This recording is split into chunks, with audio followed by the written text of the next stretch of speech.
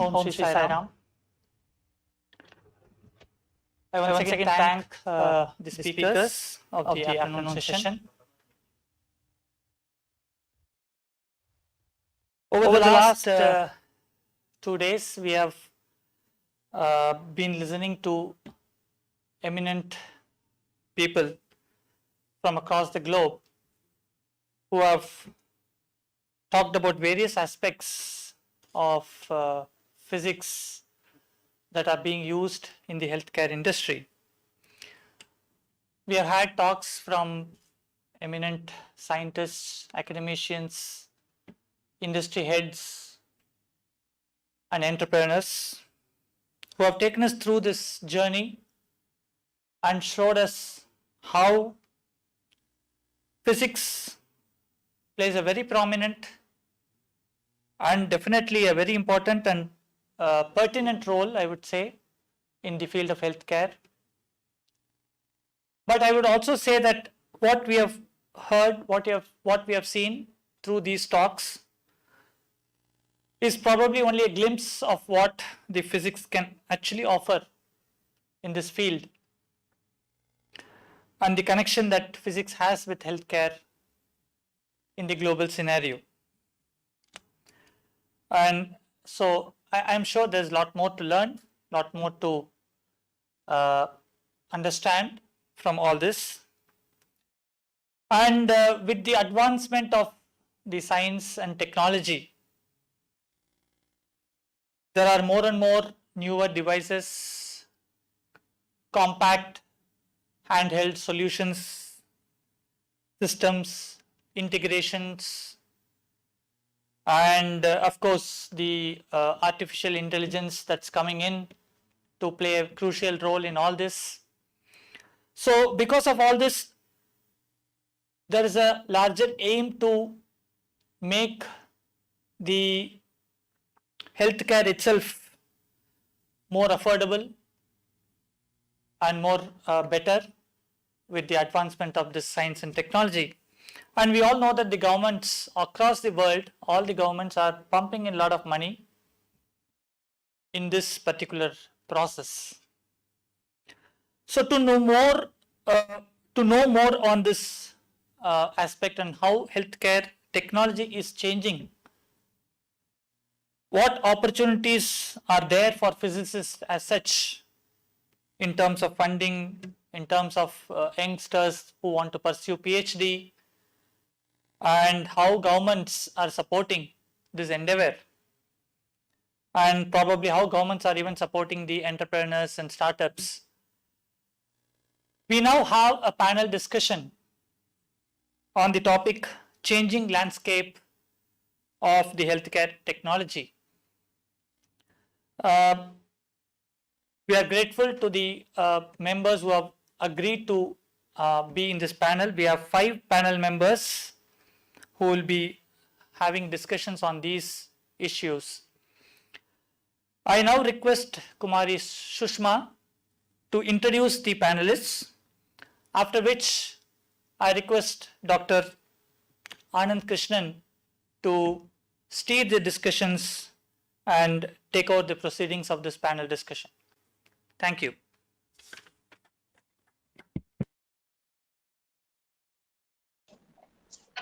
Om Shri Sai Ram.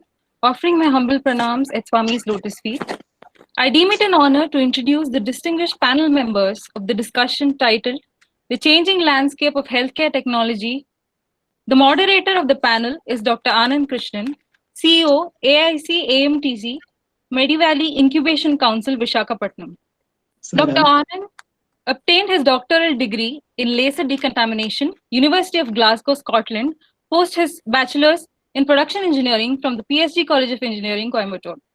He is an expert in operating advanced lasers, light sources, and other optic devices, and is trained in building and characterization of high energy and femtosecond laser systems.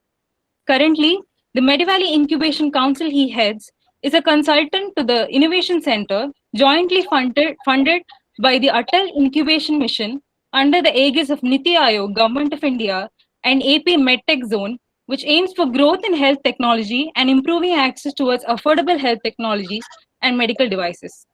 Now I would like to introduce the other members of the panel. We have Dr. Sanathana Konugolu Venkata Sekar, research scientist, Tyndall National Institute, Ireland. Dr. Sanathana completed his BSc Physics and MSc Physics specialized in photonics in the Sri Sathya Sai Institute of Higher Learning. He's a recipient of the Marie Curie Fellowship for his PhD in biophotonics at the Politecnico di Milano, Italy.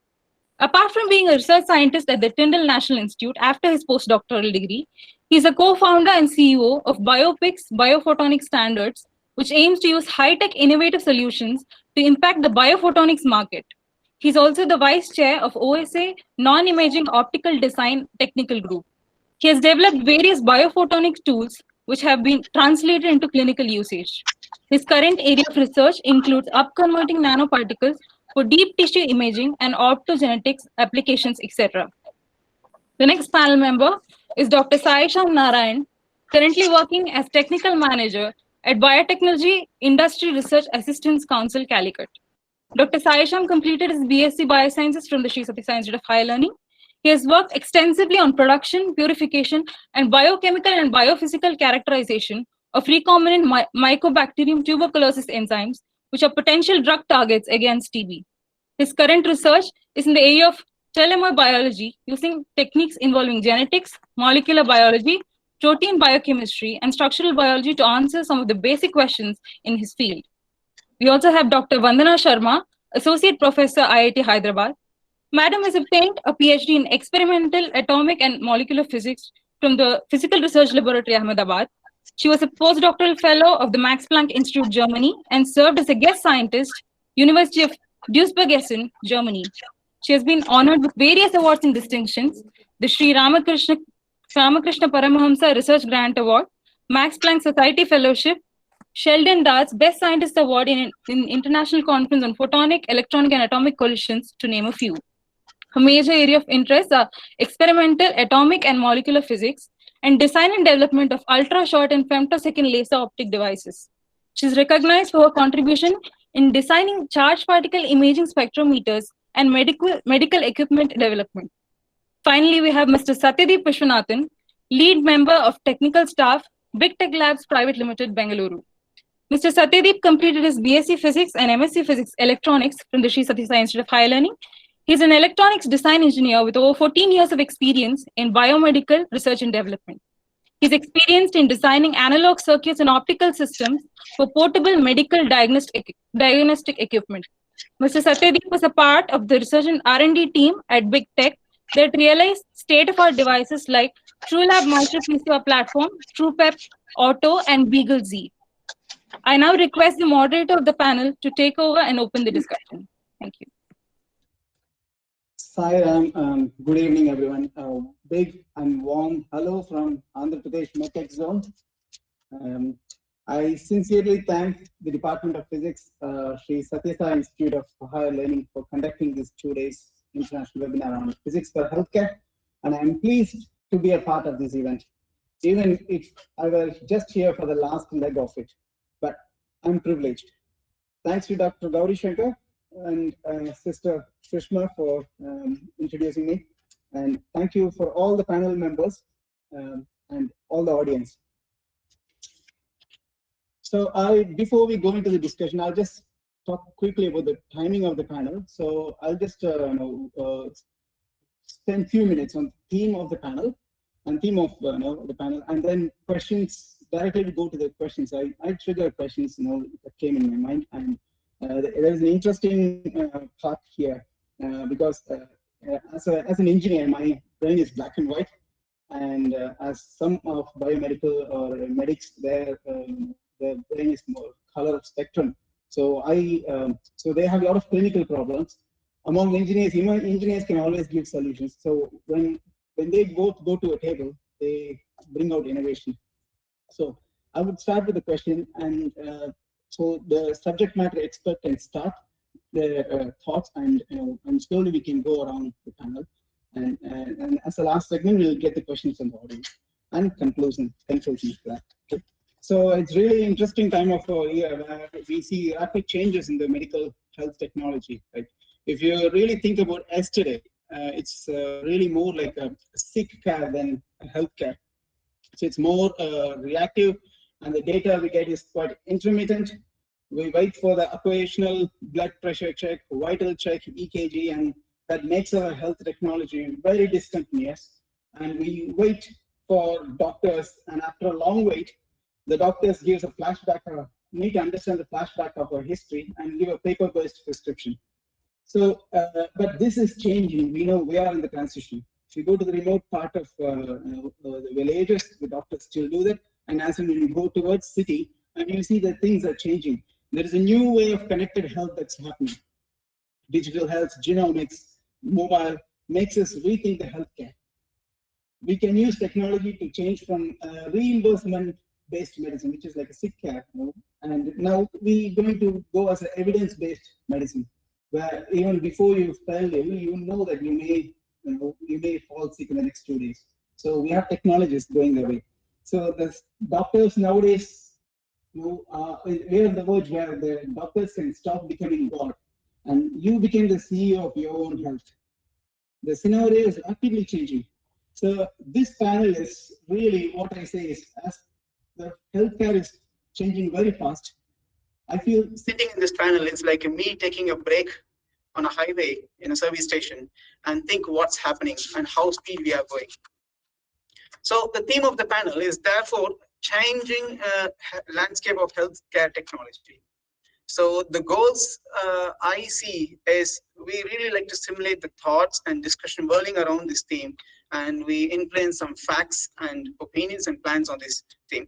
So since this is an educational panel, it's not a public panel, so we would like to exchange conceptual knowledge, clarification of certain theories, because one I could see is a so varied group here.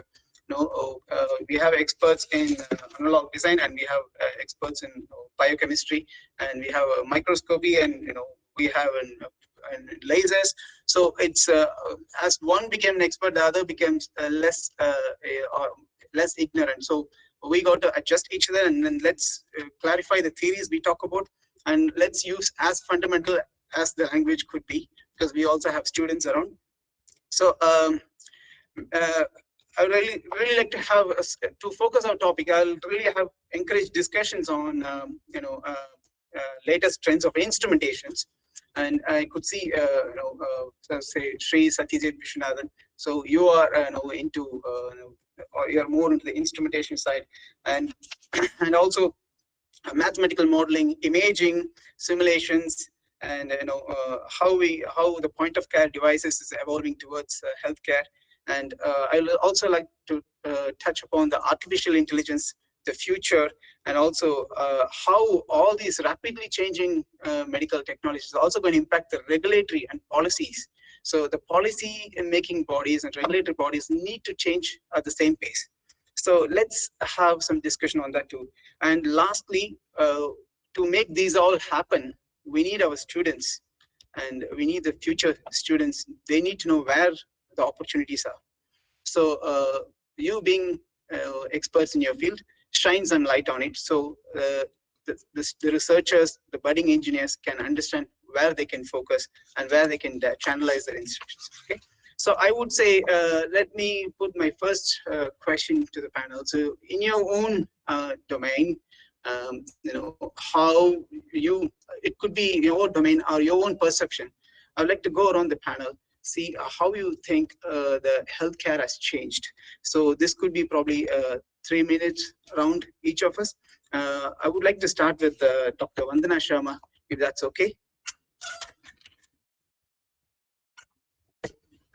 Okay, so the place where I am from is, we are actually located in it's not really a village and not really a big city. So if we go and see the doctors, so generally it takes almost 1 to 2 hours to really visit the doctor.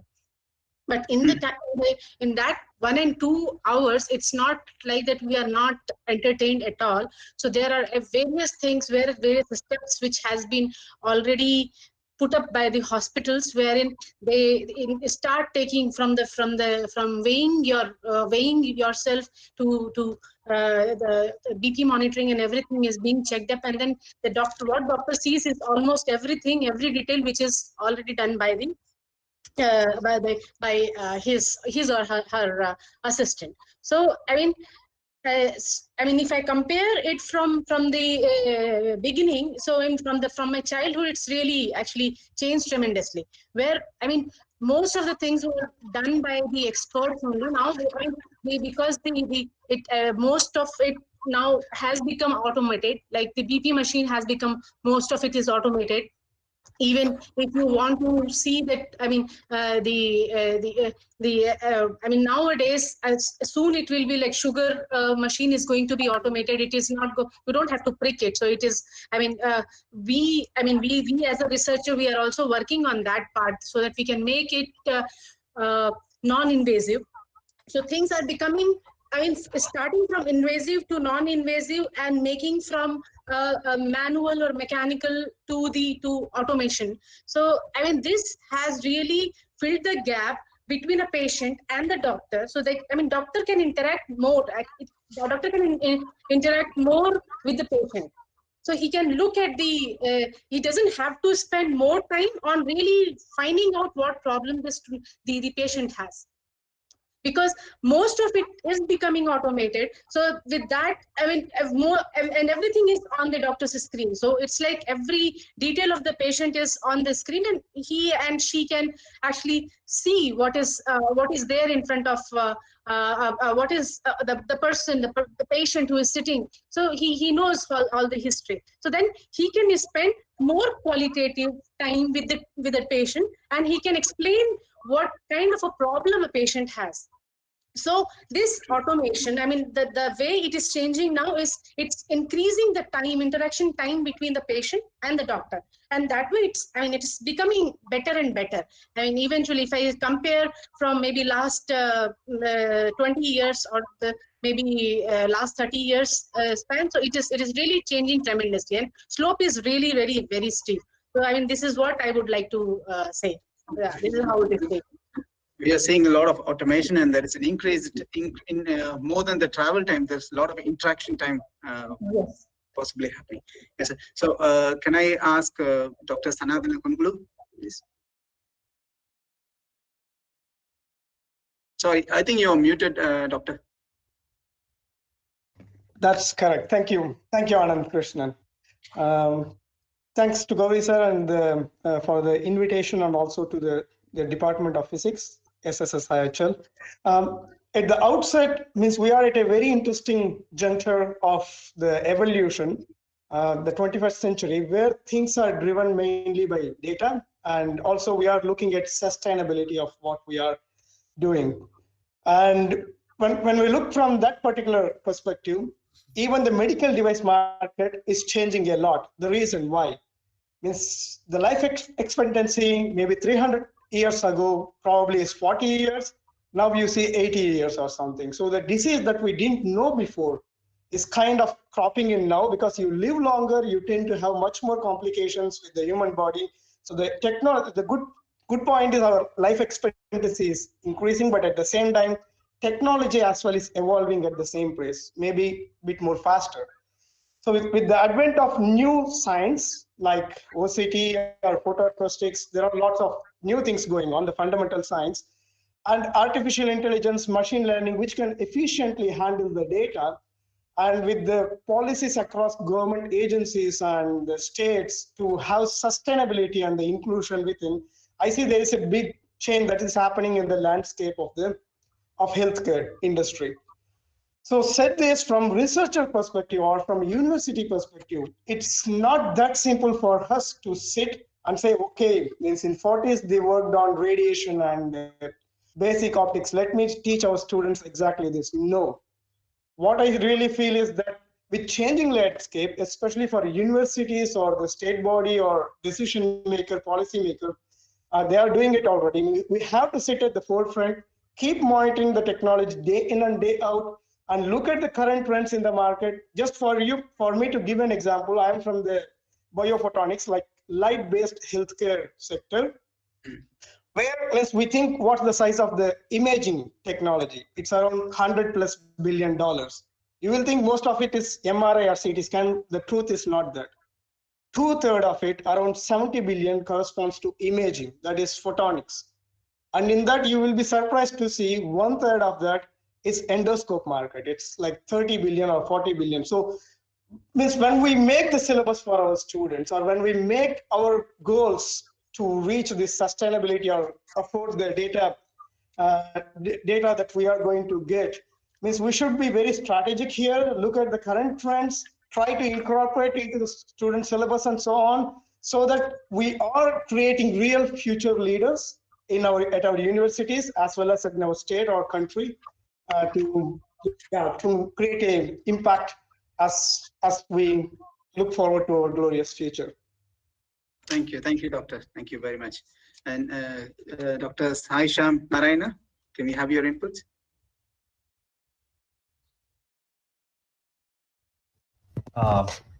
Thank you. I hope I'm audible. Yes, Sairam, and thank you, Dr. Gauri Shankar sir, and all the faculty members for inviting me to represent BIRAC actually in this panel. So coming to the question, how healthcare has changed. So I would say it has really changed in the past decade, definitely. And I would say it in a very positive way that, now doctors, they treat their patients mostly, quite objectively. There's very less of empirical treatment that's happening. So meaning that they would need support from instruments that would give them the data which they can rely on. And more actually, doctors are actually relying on this kind of, data driven treatment. And they don't need to even see the patient in many cases. So like, now we are moving towards telemedicine and digital health and these kind of things. So definitely things have changed. And I think from the policy side as well, now with the Ayushman Bharat, now I think, and more, more attractive policies that have come from the government side.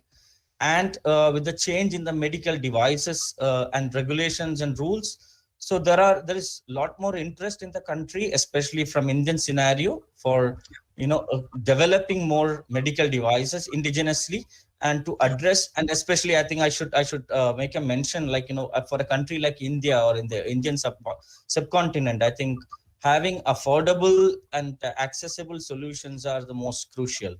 And we still do not have that. This is what we understand in the rural India. So that's where I think, that's where the change has to reach, the ripples have to reach even there. I think things have changed and changed for good in the cities, but I think this needs to actually get to the periphery as well. Yeah, I'll stop. When I do. Sorry, you have anything to add, sir? I interrupted you. No, thank you. Yeah. I agree with your point. My wife, she works for a medic, and so he is a rehabilitation consultant, spinal injury consultant as well. So I do know that 5 years ago, almost 5 years, they've been talking about getting everything into telemedicine. And past 4 years, the movement has been slow ever since COVID came, and suddenly they had time to do everything. So now, so I would say at least 60% of his consultations happening virtually, and and the thing is, there are so much scope to improve the telemedicine tools, but it's just it's in progress. Within 3 months, they managed to get their alpha of the telemedicine tool, and now they get working on this beta tool. I agree. There's a lot of interest from the nation and from the government, and also so much direction towards telemedicine. I would like to ask Sri Sathyadeep ji, please. Yes, Sairam, and very good evening to all. So basically, I would like to speak in terms of what we have been focusing on at my workplace. So basically, we saw the need for gold standard diagnostics at near care locations.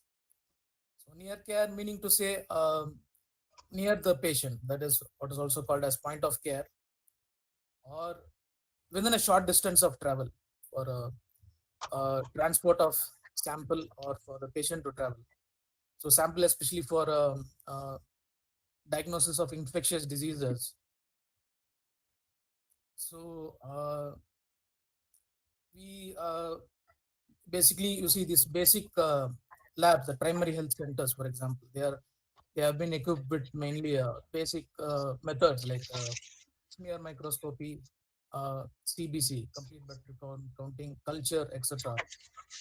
So we saw the need for molecular diagnostics at primary health care centers.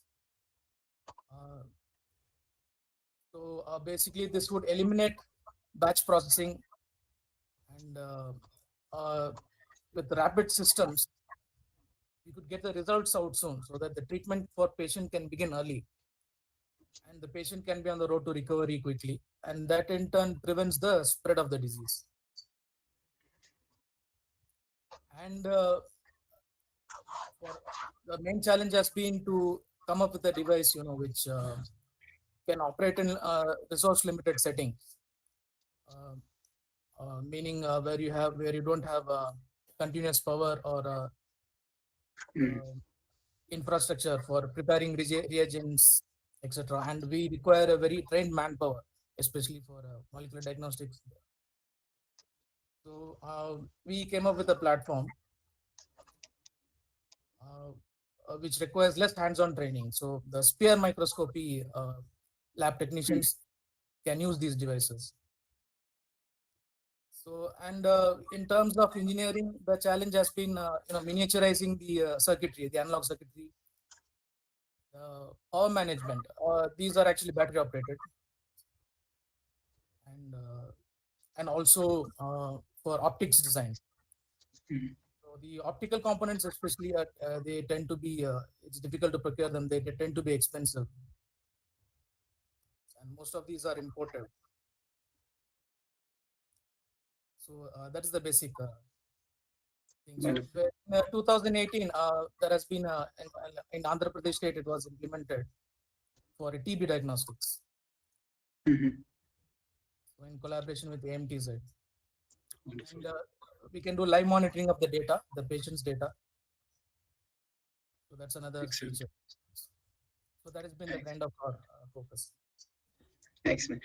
Just you should forgive my ignorance. This molecular diagnostics, when you say molecular diagnostics, you said it eliminates batch processing, and the results will be appearing soon, and the road to recovery is much quicker. But what happens exactly in molecular diagnostics? I know quite a few biomedical people around. They may understand it, but I'm an engineer, so if you can, especially production engineers. Yeah. Generally, you see in the centralized labs, they have these benchtop machines where they process 96. They have these 96 well devices, basically these RT-PCR platforms. So as far as I understand, that takes time. They have to batch the samples, wait for them, because if you run the samples individually, it's not economical. Very true. So our machines, they can process individual samples. It's a low throughput system. You can process individual samples. So as the patient sample comes in, and the sample to result is 1 hour basically. So that's how it helps.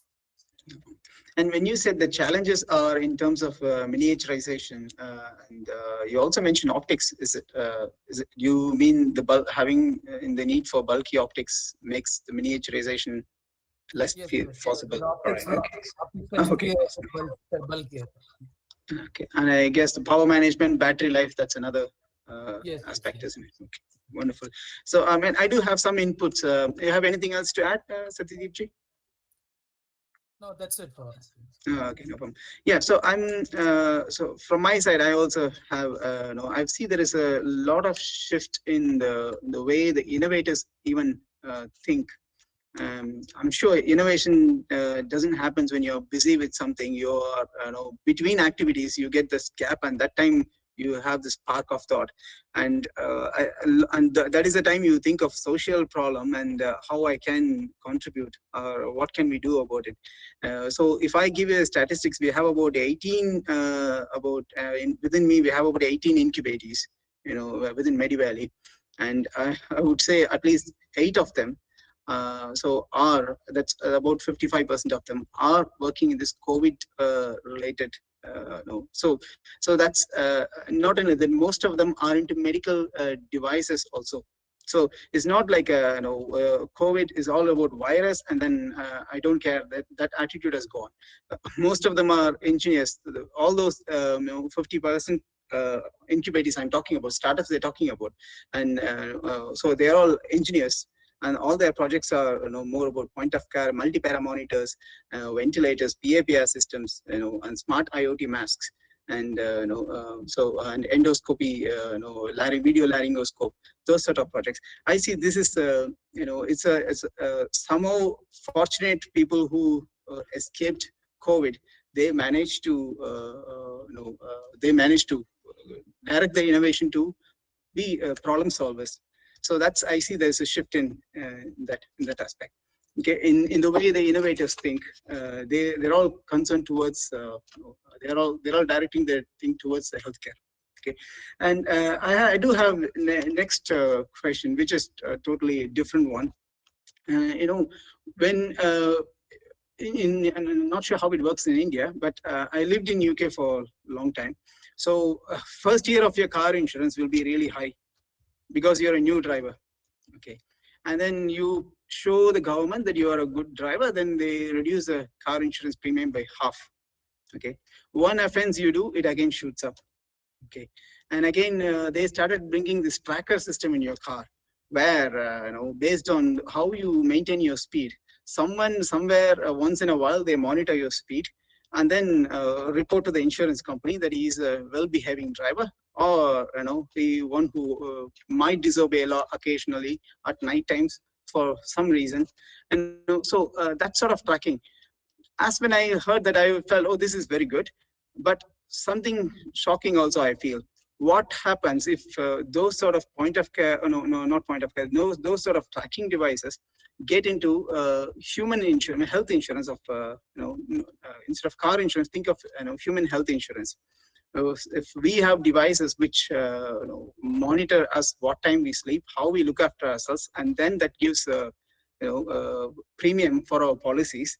So I do know there are a few companies working in this technology, but two things I like to know, just from the commercial point of view, how well this is going to be, and also from technical perspective, what are the technologies that will make this happen? Okay, and from what I heard from Dr. Saishyam Narayanan and Dr. Vandana Sharma is like, non-invasive instruments are up and running. If these instruments start talking to each other, then we are monitored for how we look after ourselves also. So first, let me ask what technologies would drive from your perspectives. So can I ask Dr. Saishyam Narayanan, what is your perspective on this? Very interesting thought, actually. And then I think you have already hit the non-communicable diseases plus connected health somewhere. I think that's where I think we have reached by this discussion. So I think this would become very interesting actually once we start discussing this. So your question was, can you just repeat the question, the final question that you had? Specifically? Just I do know, because this, if this has to happen, where your connected health, right, if this comes a reality, and this is going full scale, and yeah, what are the technologies, or what are the scientifics contribute to it? Yeah. Right. So yeah. So I got your question. So yeah, we are. So we already have some of these things, which I think this thought process can already be implemented. So we have this non-contact or contact connected devices, which actually works like we have lab in a box kind of systems, which can actually be work to these kind of modalities, where I think it can track you inside your home maybe, or I mean, as you go, you don't need to probably wear it. Maybe you can have it under your bed, a non-contact thing that probably measures your how long you sleep and how well have you been behaving and things like that. So this is definitely going to improve the life. When if somebody is actually he cares more for his insurance payment than his health, definitely this is going to be actually a good feedback for him. And Yeah. this is definitely doable. It's a great idea. I mean, I'm sure, as you said, there are few who are already thinking about it, but I don't think it has reached, this concept per se hasn't reached our healthcare insurance sector. This is my understanding. You can correct me if I'm wrong. No, I just straight away, this analogy came. It's like having a police in the home is your family, and having a police in your pocket is becoming like that, Almost that. Yeah, I'm thinking what happens in European countries is basically the law is so strong, the punishment is so strong. Until you're good, everything is good. The moment you start doing bad, the punishment is so strong. Then we behave ourselves. So here, I think this is like this. Monitoring is having a police in the pocket. Vandana ma'am, anything? I would like to add something to it. I mean, it's good to be monitored time to time, but the thing is, the way, see, as long as generally it's I'm just trying to explain the things from the physics point of view. So as long as we are in the visible range, or let's say in NIR range, we are safe. The moment we are going towards really the bigger waves or the ultra short, the bigger waves, in the sense the bigger wavelength and the very, very short wavelength, then we are actually increasing the risk by monitoring our health. Remember that. I mean, the radiation, we have to be in a controlled zone where we are being monitored with a safe radiation. Okay, so I think I have already communicated this. So I mean, it's always so when we are making anything non-invasive, we have to be careful that are we really following that protocol, the radiation laws and all. Definitely, all of us are trying to do that. But let's say if we even if we keep on being exposed to certain radiation, which might not be harmful in a shorter time duration, but it might be harmful if let's say you are being exposed almost daily. True. So then we have to be careful for that also. So I mean, this is technology-wise, it is good, but so should we? So we should be asking ourselves that should we be monitored daily, or it should be like maybe monthly basis or quarterly basis. True. I mean, it just tells me is non-invasive really non-invasive?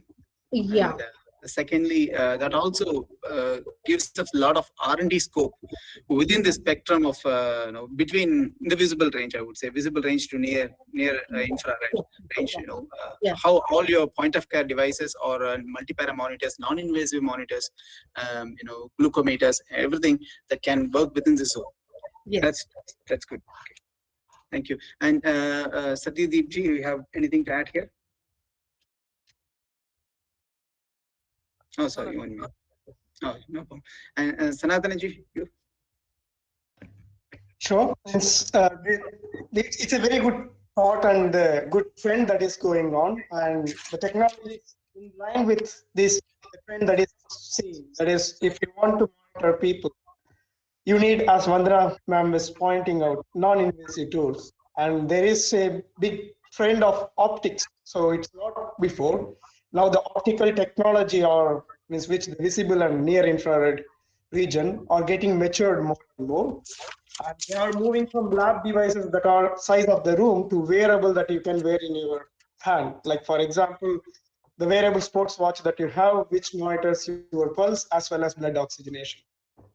So these things, of course, going to help or solve the technological perspective of it, in the sense like they are getting mature day by day, and they are in a position to provide so many vitals for the insurance company to make any possible monitoring or tracking. But there is also need, and there is a need for the maturity of how the data will be maintained. Of course, what happening with my personal life or my healthcare shouldn't be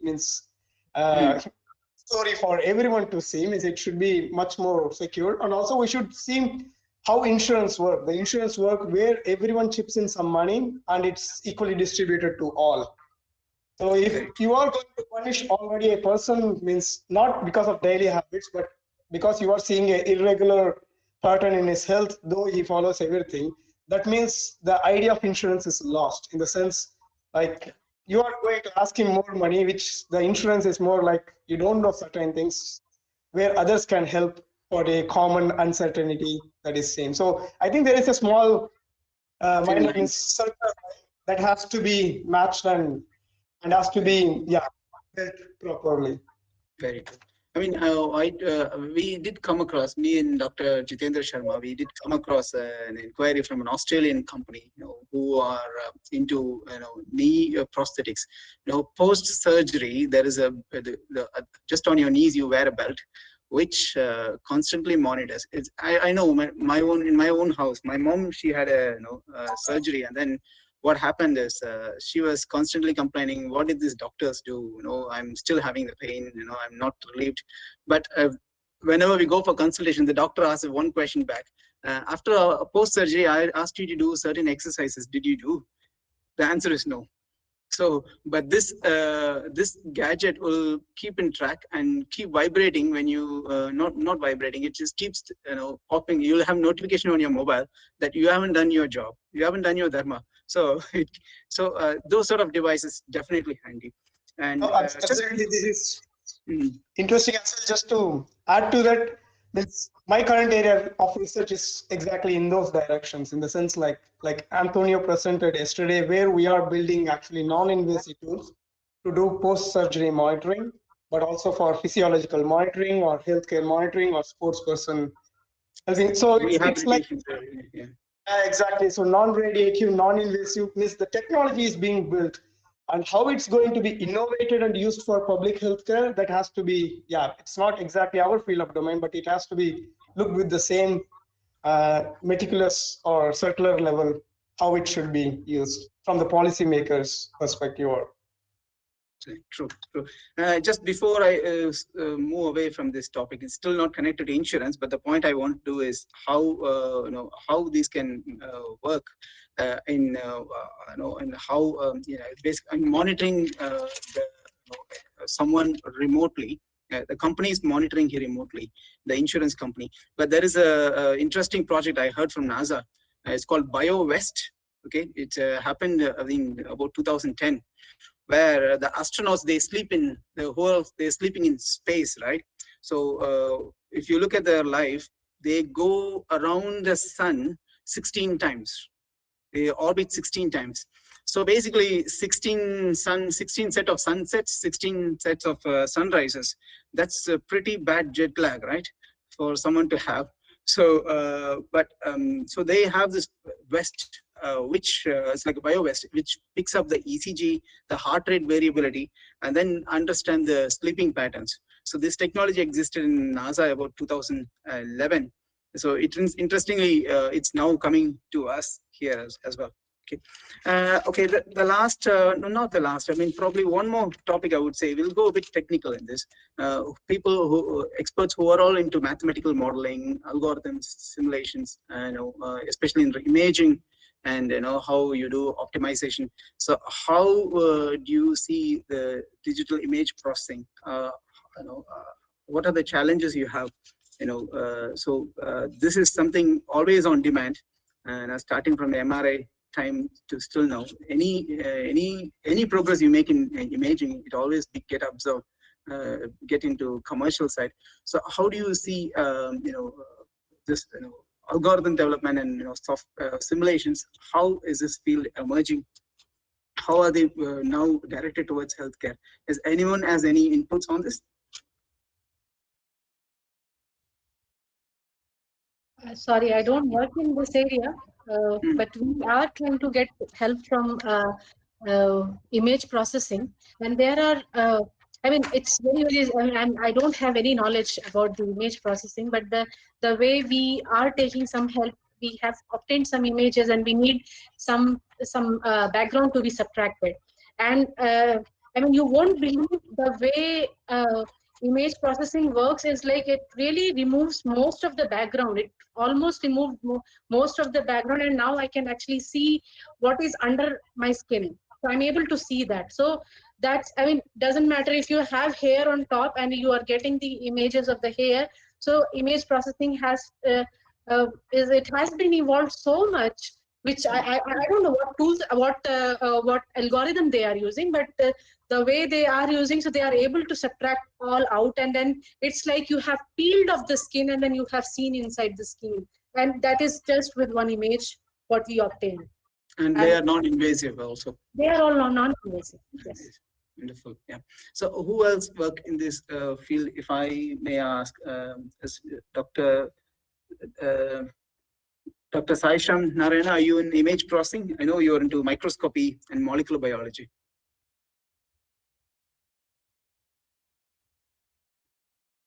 Okay. I can add. Yeah, Exactly. I can add a bit here. Means because when we say image processing, means I see two things. One is the processing power. Another thing is storage power. So there is a lot of evolution. So in general, certain fields or domains, it means like they become very popular or they thrive when they can take advantage of other domains where the technology growth is happening. For example, in computers, there is processing based on GPUs and parallel processing on multiple threads are getting very famous and available. This is what is driving the field. And to say CT scans and MRIs, these are the things, in my opinion, needs less processing power because they are simple, straightforward back projections. It's not that straightforward, but compared to what we do in diffuse optics. So when you say the X-ray through the body, it's transparent, you can make the imaging, like by doing a simple back projection. In diffuse optics, like our field, where we use visible light, we are not transparent beings. Means we want to know every photon, the visible light or NIR light sent through the body, which path it took, and accurately make a clear-cut algorithm based on a lot of science and physics of photon propagation in the medium to make a reconstruction. For example, OCT needs some computational power. On the other hand, there is an emerging technology called photoacoustics, which uses the contrast of light and the resolution of ultrasound. That needs a lot more power. And there is emerging technology that we work acoustoptic, where with the processing power is a lot more needed even. And so when we want to move more non-invasive, like less use of X-rays or less bulky, like not MRIs, but bedside devices, which is the emerging trend. And we are very well in that direction. That's what I would say. Is we have very good computational power, which is actually helping these non-invasive light-based technologies to be on bedside, not as bulky as MRI, nor as invasive as X-rays. So there is a huge revolution that is happening around science. I wouldn't say a couple of years, maybe decades it might take, but we are very well in the track. And computational power or the processing power is playing a major role here. Just to add, learning and artificial intelligence, that's playing another role because sometimes the variables are too many. It's too hard for us to be decoupled using physics. So we know physics propagation, at times it's not possible. So we work with certain companies where we use machine learning because it can handle multiple variables, though it doesn't have a knowledge of it. Of course, it becomes complicated. We need a huge data sets to test it. But if we mix both machine learning along with physics, known physics, it becomes much more less intensive, and we can achieve better results with small data sets as well. So yeah, that's my word on it. That all the things are converging, which is a very good news. It's converging technology. That's true. So before I add anything, Dr. Saishyam Narayan. Yeah, I thought this is not my area per se, but see, I have seen in India there are companies right now, startups, in fact, developing technologies where I think image processing has become so important. Like I can give you example of companies actually having this whole slide scanners and like for detecting cervical cancer or oral cancers, and clubbing this with machine learning and artificial intelligence. So it's becoming a standalone diagnostics where I think can actually take away the subjectivity that a pathologist would. I mean, it can alleviate that kind of a subjectivity. So this kind of process of course, I just want to bring into, I don't know whether it's relevant over here. I'm sure we don't have the optics, the bandwidth that do we have? I'm not very sure. Like when, when it comes to kind of developing a, say, endoscope, an indigenous endoscope. So there have been attempts in India. So from that part, I know that we really don't have the technology with us, and still we are importing some of those optics and CMOS and things like that. So I would like to hear from experts if any of you have any idea on, I mean, since it's connected with, images and imaging processing, I was thinking if somebody could discuss that part also would be interesting to this audience. Thank you. Yes. I have some inputs, but before that, I will just go around the table. Ma'am, Vandana ma'am, have anything to say? Or Satish? So, I mean, I just came across one paper. It was it was in 2018. It was regarding the endoscope. The endoscope is something like very, very thick, and taking it inside was is very difficult. So recently, what they developed is it's like a single pixel optical fiber, and they will be attaching the camera will be right at the end. So it's like a fiber. So the fibers and there will be light source, and then it is like you can have a scanning inside. So it won't give the image right at one point, but at one stand. So it has to be like a scanning inside. So you can move the fiber with your electromagnetic. You can connect the electromagnets, which can by controlling the current on it, it can actually move inside, and you can image the entire stomach. So that is what I have actually came across this paper. It is published somewhere in 2018, and they were developing it. And definitely, this was not the Indian group. I think those were the European groups, but that is doable. It is doable. Yeah. I mean, you're right, ma'am. This is doable. How I would not have told this last year this time. I always had this assumption that with respect to lasers and optics, India has not evolved in R&D. I would say some of them are true because we are still young in that culture. But I do have some few startups who can do their own OCT. And I do have a surgeon, so who has all the knowledge requires what endoscopy you do. And as I said at the beginning, doctors have the spectrum of clinical problems, and when they go and just bump into engineers who has solutions, they bring innovations. And this surgeon, he is a ENT, head and neck, and this surgeon, he came in contact with an engineer, and they gelled really well, and they're coming up with a robot-based endoscopic machine. And yeah, they got all the principles ready. So it's proof of concept is not, but this is just one example, right, of me sampling someone just in Visakhapatnam in Andhra Pradesh. I'm sure if I go around, I would search all all we need is an ecosystem, for them to meet. But I do see that. And another thing, answering to Dr. Saishyam Narayanan, there are a few companies who does this. They integrate equipments, say for an OCT.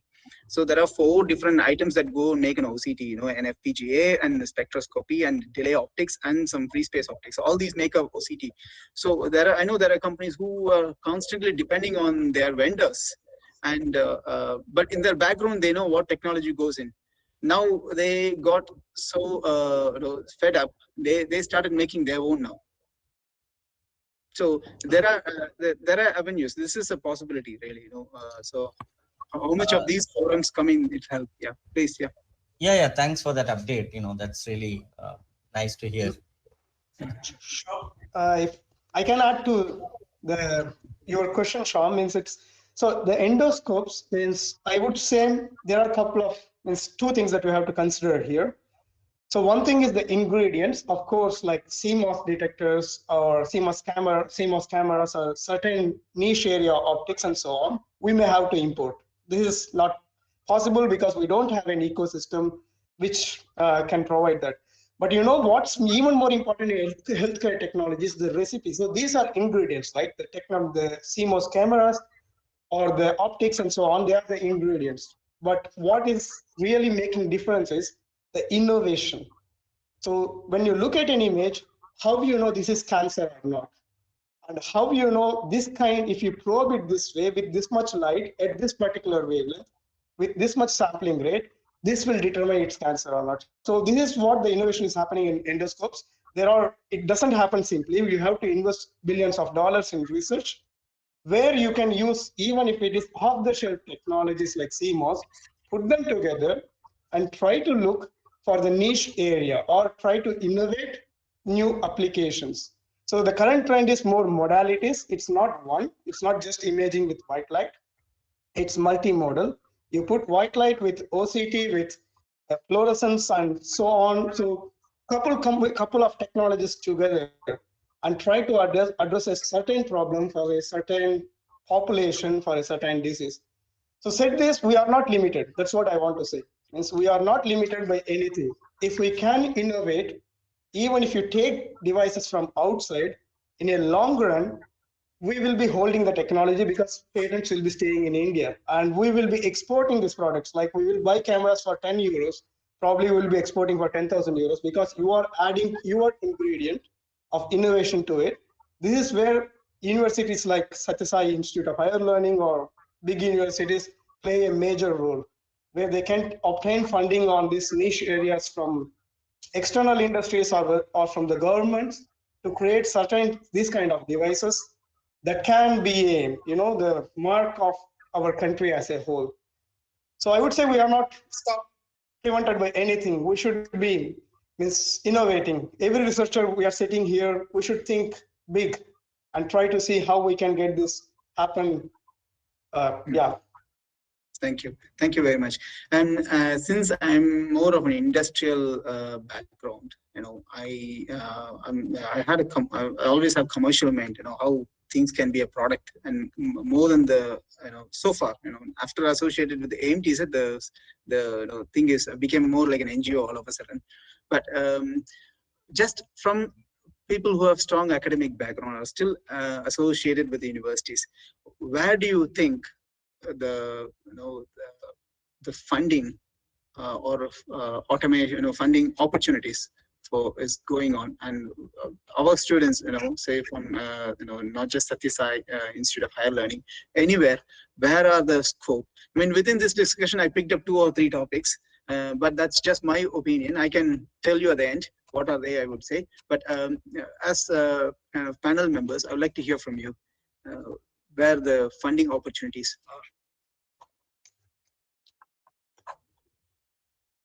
Yeah, Yeah. Narayan. Go ahead. Dr. Narayan. No, I just wanted to hear from you because I want to know that where the fundings are. Right. So can I take this question, and with your permission? Please. Sorry, I should have. Yeah, please. Yeah. Can I share my screen with a small presentation on from BIRAC? Please. Thank you. Just 1 second before. Yeah.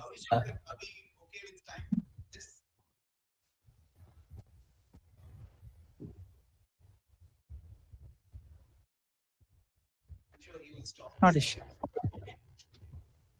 Is that okay? Can I go ahead? Yes. You Okay. can. Thank you. So I'll be very quick, actually, just to answer. Just give me a second.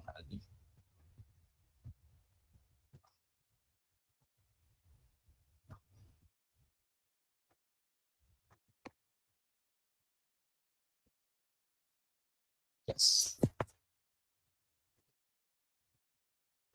So is my screen visible now? No. Okay.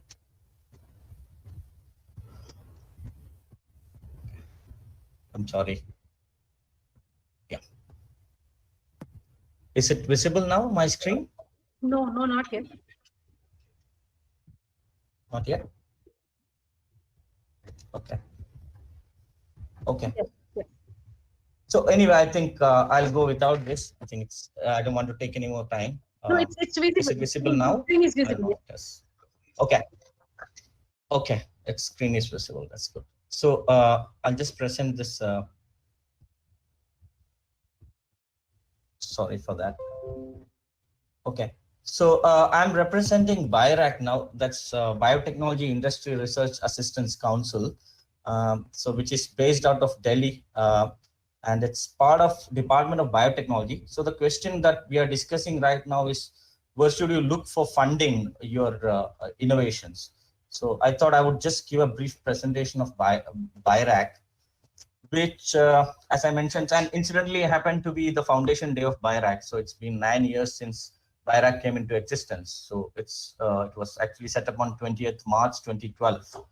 So what BIRAC does is it supports now startups, entrepreneurs, academy, and SMEs to develop innovative, affordable biotech products, technologies to address the unmet needs. So when I say biotech products, definitely the medtech and healthcare already forms part of it. And so BIRAC actually works as a central agency or an interfacing agency connecting different stakeholders to actually, create this ecosystem for medtech. So I'm only focusing on the medtech over here for creating the medtech ecosystem in the country. So without taking much time, I'll just take you to some of the schemes that we have within BIRAC where you can look for funding. So as students, I would further limit it down to only just for your focus. I mean, you may just focus on the first 3-4 ladders, steps in this ladder. So these are all different schemes which actually supports product developments right from ideation stage all the way up to market. So the first one, if you see here, it's you have a scheme called Sitare. So the Sitare scheme is mainly for students, those who have, so basically students who are at their PhD level, and those who have ideas to actually translate into potential products. So it's handled by an agency called Srishti Ahmedabad with along with BIRAC. They select students for this award and gives 15 lakhs and gives mentoring. Again, you have EUA platform. It's another kind of a fellowship for undergraduates as well as for postgraduates, including doctoral and postdoctoral students. Here again, it's a grant where you can look for developing your ideas. You have a fellowship per month, fellowship of 30,000 for undergrads and 50,000 for postgrads. So for undergrads, for example, you can form a team of 5 and apply for this, where you want to take your product into a prototype stage and things like that. Then we have SIP, that is under the BIRAC's first scheme. SIP is basically, this is Societal Innovation Immersion Program, where we support SIP fellows, where a student can actually get immersed with a problem for a set period of 6 months or 8 months and identify the problems and identify solutions to actually mitigate that, technology solutions with support from clinicians and academicians. Then going ahead, it's bigger ones like BIG. It's a flagship scheme of BIRAC, which supports startups for developing proof of concept. And then we have AIR, that is Academia Innovation Research.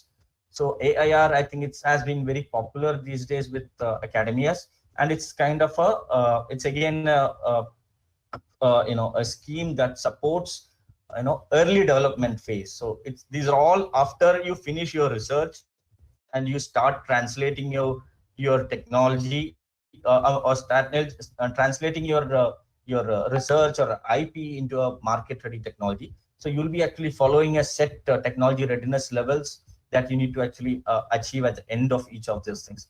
So academic industrial research, and then going ahead, you have a CRS scheme. It's a contract research scheme where you can actually bring in a industry who would want to take forward your product.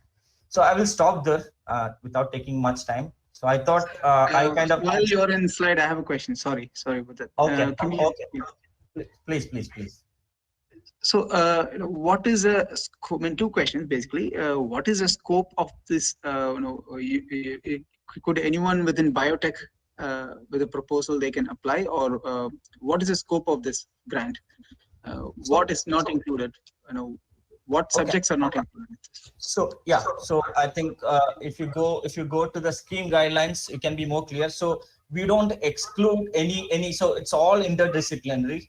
So we are not going to exclude maybe physics, because I think if you go through what kind of projects we are funded, it includes mostly, we have funded medtech very heavily, especially critical, components within medtech devices and contactless devices, software, medical softwares.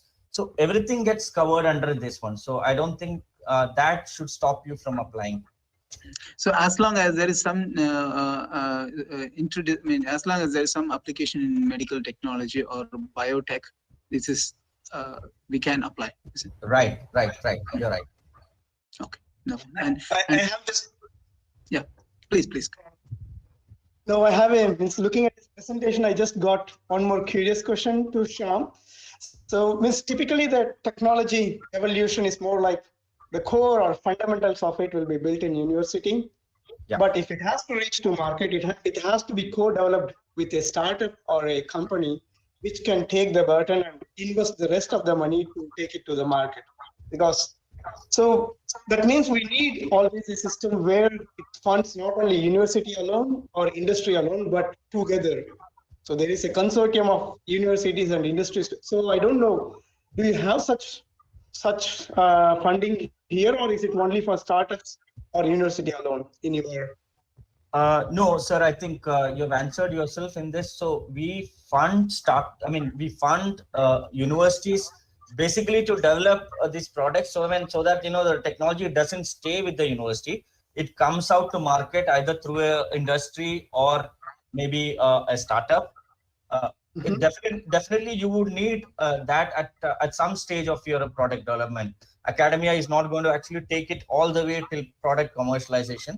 So at some stage you need to find a right partner, and then from there on, I think we can also help you in technology transfer and filing IPs and things like that. But from there on, I think it's the industry that needs to take it forward and then scale up and reach the market. My question is more like, what happens typically if we just give the money to universities? They never put effort to look for a company who can take it. So I was wondering, it's better to have them within the consortium, a company as well, who is also co-funded by whatever, maybe partially. Right. Yes, sir. So in all of these things, so all the schemes that I've explained, like from Sitare, EUA, BIG. So you have business mentors. Actually, you will not be left alone to work in a university in a typical academic environment. You will be asked you will be given business mentoring. You will be connected with investors. You'll be connected with other startups. So all these activities, I think I've listed some of them on the left side of this same slide. So I think this is part of our activities that BIRAC takes up. So it's part of building this ecosystem. One question. Sorry. So is it? After it is granted, then it is like BIRAC takes over and then helps the university or the person who has applied for it. Helps to really mentor it, or they ask before that do you have mentor or not? So is this the one of the criteria to get selected in? Correct. So BIRAC, actually what BIRAC does here is when you submit a proposal, we look for whether you have a clinical mentor. If you're working on a clinical problem, you have a clinical mentor or not to actually take it forward. So that definitely happens. But once you're into BIRAC fold, we definitely help you with our set of mentors who would actually guide you through wherever there is a problem. So the mentoring happens along with the monitoring of the project. So we kind of guide you and connect you with the right people. Yes, we do that as well. Maybe if there is a time, I just want to add something more. Fortunate or unfortunate, I happen to be a researcher for a very long time, but I'm also an entrepreneur and also work with multiple European projects as well as state level projects. So one of the trend I typically see is when you get mentors. So whenever we have only academic project, even if we have a kind of mentor panel or mentor board who are interested in our technology, most of the time it doesn't manifest because neither do they have the time nor willing to put the effort to take the technology to their company because they are lost in their own world. So the way it gets around in certain funding that I see, and it is very much workable, is where the consortium not only has university but also has the company already on board. Maybe the university is funded 100%, but the company is funded only 70% by the state agency. Since they are building the technology together, since company has already invested 30%, they end up taking the technology and trying to exploit it as much as possible to make it as a product and benefit from it. So I don't know, means, of course, I'm not here to judge. I'm just giving my, whatever the small little experience that I saw. Maybe it's more biased in my way of looking at it. I just felt that was successful. Means successful even as well as in our company. When we are taking projects, means we take the strategic ones and we work with the university, but we ensure that we get enough sales through the product that we manufacture, means that we work together to retrieve all the investments that we made, and it becomes a lifetime product henceforth. Yeah, I think we can discuss it, but it's a good suggestion. I think some of it has already been taken into, so this scheme takes care of it. So all that you have explained now, but I think we can discuss it. I think back to you, Dr. Anand. Thank you, Dr. Saishyam Narayan. This is, I think this is the climax was really good, though, especially that particular ladder chart. I mean, I do hear those grants before, but I never understood in that sequence. And especially you kind of gave a spectrum how ideation to POC, one set of grants looks after, and field testing looks after by another set of grant, and also manufacturing commercialization taken by. That was very good. I think if permits, please share it with the group of us so that we can probably I think the university should know this, if at all. Right. And I do have questions, but I really want to give time for the audience. Dr. Gauri Shankar, can we take questions from audience, please?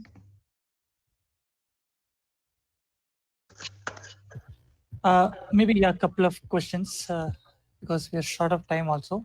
Yes, sir. Yes.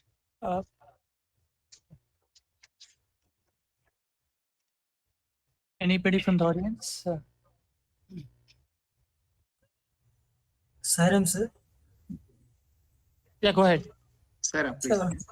So, like maybe 5-10 years ago, there was this organization called Theranos. They came up something like an all-in-one device to diagnose it. Is there any chance of that type of device possible, sir? Sorry, what device is it, Akhilji? It's a device which can test for all the diseases.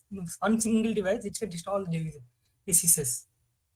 I mean, when you say disease, I guess you mean they look at your vitals, like SpO2, heart rate, pulse rate, and then based on few data points, they will tell your health, gives a health assessment score and tell your, say if there is a HSA based on the health assessment. Yeah. Actually, they use the blood sample. It's not successful. It's a fake product actually. It didn't success. So it is the product you're talking about. It is invasive, isn't it? It takes blood sample. Yes, yes. Yes, I mean the technology is moving where there are multi-para monitors, where even without non-invasively, you can based on number crunching of a huge number of mathematical data, it can tell your tell what's happening in your body. For example, if you see your inhale breath, if you live in a very cold country, and you're inhaling the ambient temperature, which is like below 10 degrees, but if you always check your exhale breath, it's always like certain it's a room temperature. I think it's always hot when you look at your exhale temperature, but that exhale temperature, that exhale breath is basically telling something about your body. So there are sensors which, if you have a smart mask, which can tell what's happening in your body. So I'm just giving you one sample. This a multi-parameter monitor based on just breath, on breath, and there are some earlobe glucometers based on how your the temperature of the ear. So this is possible, Akhil. That's what I could say. And very soon you'll see a lot of these products. Just to add to you, Anand, to the question, means of course the Theranos was a big scam, and means your question more like you were asking whether that is possible. The technology only with future evolution will say whether it's possible or not. Means everything is possible provided you have answered the questions that are needed to enable what you are looking for. So they promise to monitor too many vitals with this very small sample of blood, and they can say too many things, but probably it wasn't possible then. But if it is possible now, we don't know. Means we have to look at what is the current trend in the technology. But we should always remember, whenever there is a startup, out of 100, only 6 or 10 succeeds, which means we are all trying to fight hard to prove that what we say is going to happen. And they went to extreme because they concealed all the data. But what is the right approach is you say what you have and give your pathway and your business plan, and saying like there is risk. That's how the investor comes, right? It's a high risk, but high gain. So there is nothing wrong in failing, but we should make sure that we are open and clearly state our risk and project what it will look like when it is successful. So I would like to add one more point to Dr. Sanathana's thing. So with the blood sample, actually you can measure a lot of things. So because the chemical, basically anything which you measure it has some chemical information. Blood is nothing but a chemical, right?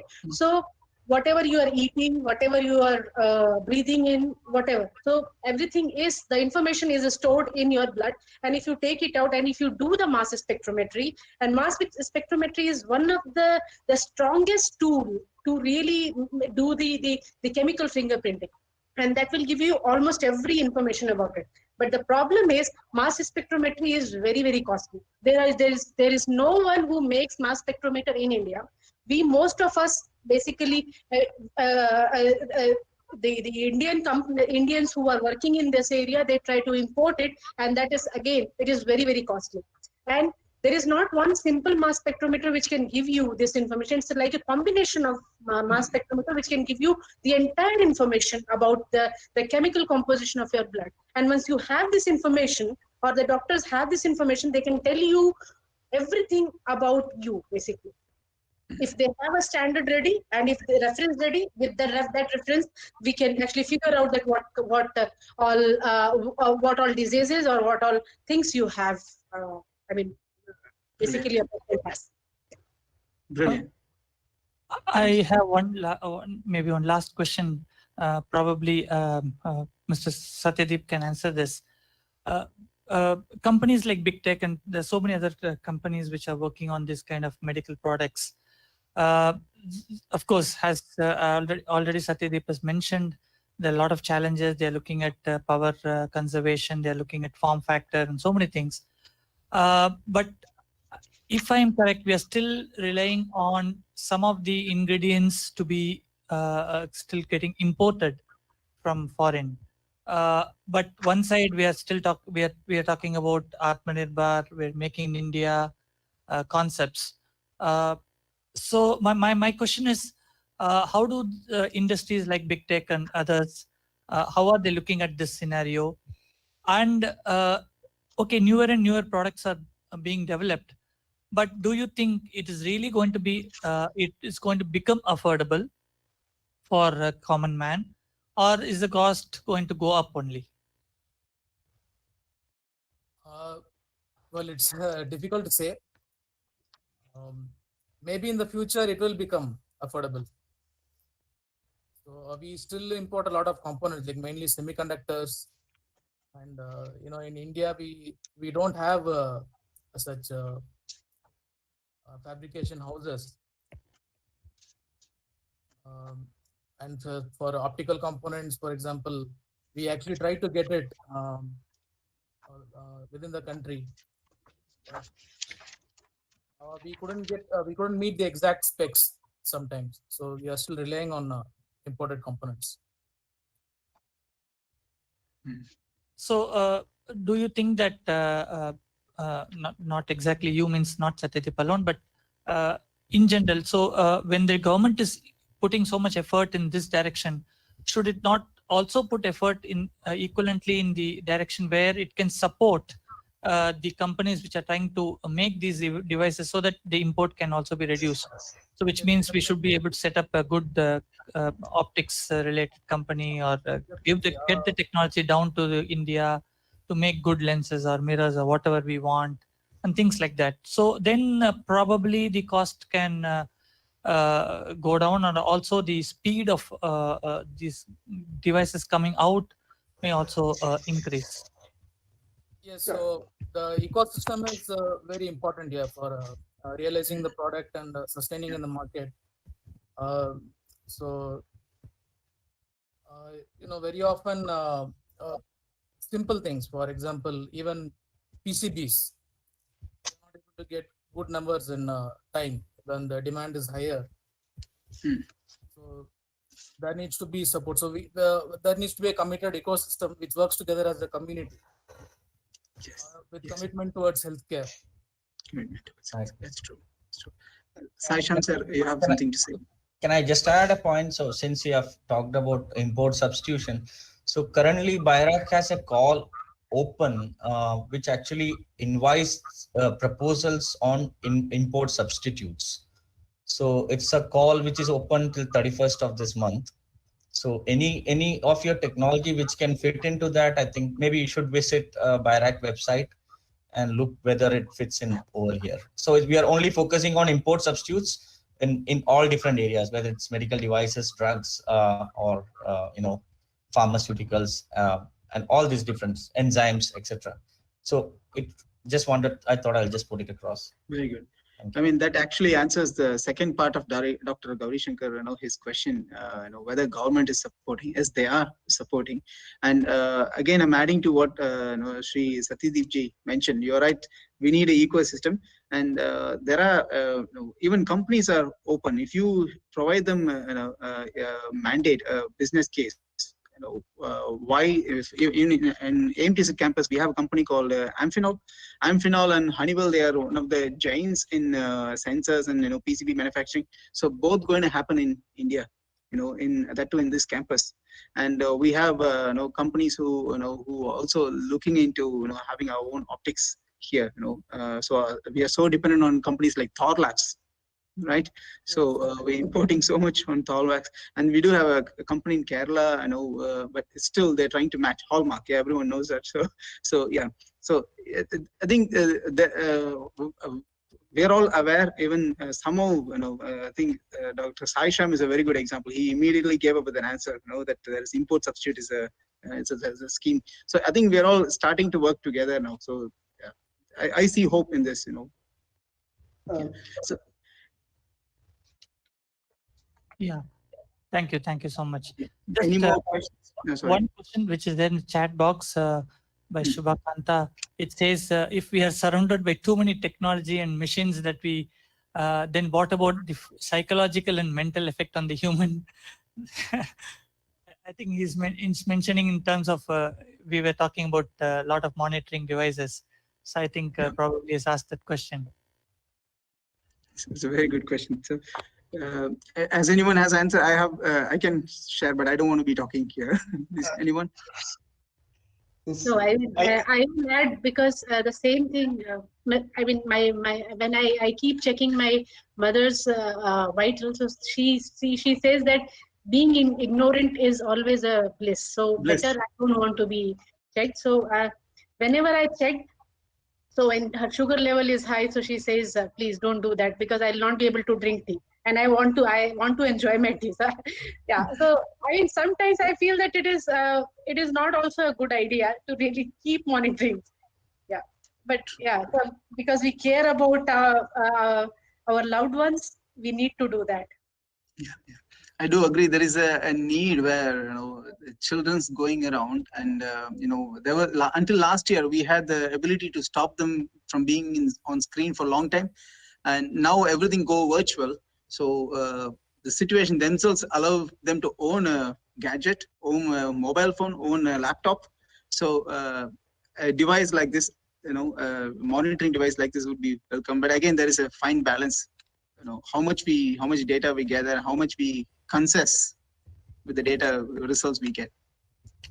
Yeah, just adding on to, I was just wondering, so we have technology solutions addressing mental health as well, whether it comes to depression. So it's again you're again bringing up a problem for which again there is a technology solutions. So I mean, it's yeah. Okay. Thank you, sir. Thank you so much. Yeah. Wonderful, wonderful. Thank you. Thank you very much, all the panel members, for taking this time.